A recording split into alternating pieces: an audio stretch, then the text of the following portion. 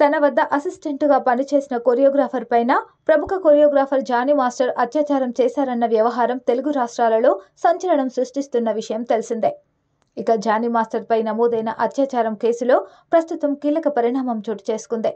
నేడు పోలీసులు జానీ మాస్టర్ని కోర్టు ముందు హాజరుపరచగా న్యాయస్థానం ఆయనకు ఊహించని షాక్ ఇచ్చింది. జానీ మాస్టర్ రేప్ కేసులో పోలీసులు దర్యాప్తును వేగవంతం చేశారు. గోవాలో ఉన్న జానీ మాస్టర్ను అరెస్టు చేసి తీసుకువచ్చి రహస్యంగా విచారించిన పోలీసులు ఈ రోజు ఉదయం ఆయనకు వైద్య పరీక్షలు నిర్వహించి అనంతరం రాజేంద్రనగర్ CCSకు తరలించారు. అక్కడ నుండి ఉప్పర్పల్లి కోర్టుకు తీసుకువెళ్లి జానీ మాస్టర్ను జడ్జి ముందు ప్రవేశపెట్టారు. తన వద్ద అసిస్టెంట్ కొరియోగ్రాఫర్గా పనిచేసిన 21 ఏళ్ల యువతిపైన జానీ మాస్టర్ లైంగిక దాడికి పాల్పడినట్లు, అలాగే మతం మార్చుకుంటే పెళ్లి చేసుకుంటానని ఆమెను బెదిరించినట్లు ఆమె పోలీసులకు ఫిర్యాదు చేసిన నేపథ్యంలో ఆయనపైన రేప్ కేసు నమోదైంది.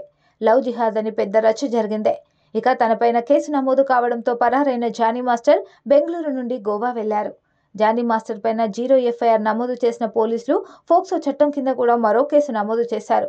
ఆయనను పట్టుకోవడానికి రంగంలోకి దిగిన పోలీసులు ఫైనల్గా భార్య సహాయంతో జానీ మాస్టర్ గోవాలో ఉన్నట్లు ట్రాక్ చేసి పోలీసులు ఆయనను అదుపులోకి తీసుకున్నారు.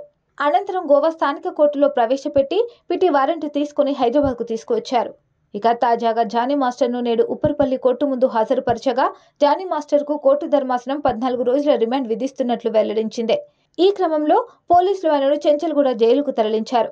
మరోవైపు జానీ మాస్టర్ పైన ఫోక్సో చట్టం కింద కూడా కేసు నమోదు కావడంతో రంగారెడ్డి జిల్లా కోర్టులో జానీ మాస్టర్ తరపు న్యాయవాది బెయిల్ పిటిషన్ వేయనున్నారని సమాచారం.